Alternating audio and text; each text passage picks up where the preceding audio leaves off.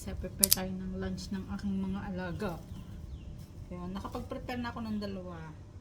Pero ipapakita ko lang sa inyo kung paano ko siya ginagawa. Naglagay ako ng cling wrap kasi ito lang yung plastic na meron kami. Ayan. Lalagay lang tayo ng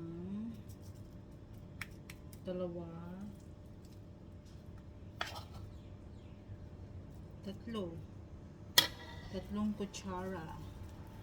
Tapos ipa-flatten lang natin yan. Diba? Gamit tayo ng baso. Haha. Baso lang. Sapat na.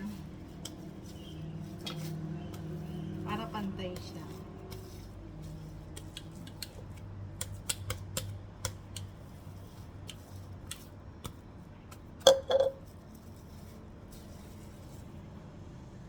Tapos nilagyan natin ng ham. Tsaka ng cheese. Ito lang ang cheese na meron kami, kaya ito ang gagamitin ko. Ayan. Tapos, ang gagawin natin is i-fold natin siya. Oh. Ayan. Fold. Parang ano siya, empanada style. Tapos, lalagyan natin ng shapes, syempre. Para maganda. Mamaya papakita ko sa inyo yung iba kong nagawa. Pero for now, tatapusin ko muna ang aking ginagawa.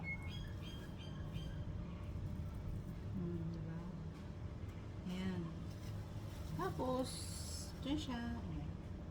Mukha siyang empanada. Tapos, same procedure lang sa susunod kung meron pa. Diba?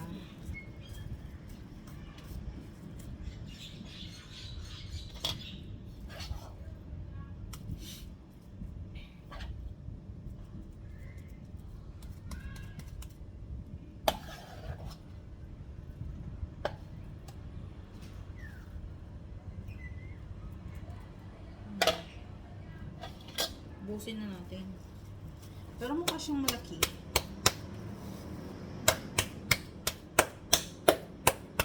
Tapos, natin lang natin.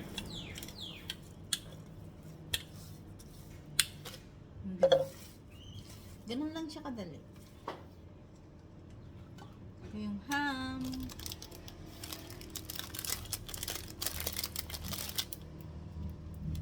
Tapos, cheese. Malinis ang kamay ko, ah. Sabihin nyo, hindi ako naghugas ng kamay.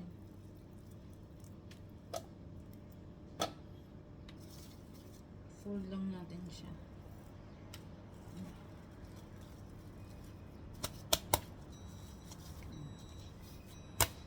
Yung niluluto kong kanin ay luto na.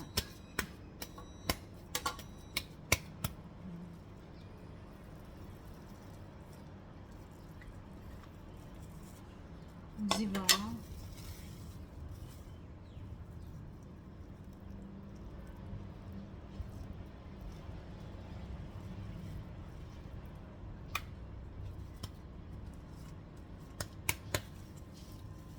Ito na siya, guys.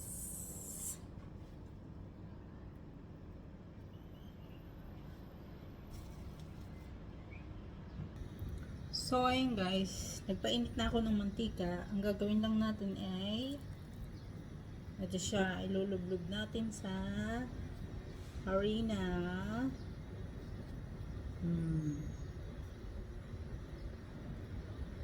Taktak mo natin. Itaktak mo. Itlog.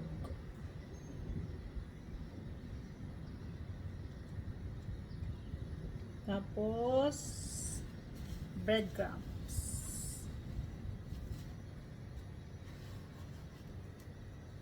Ganun lang siya. Tapos piprito na natin.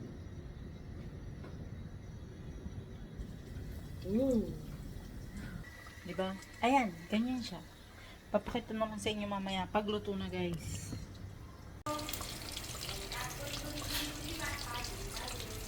1 hour later. Ayan guys, luto na siya.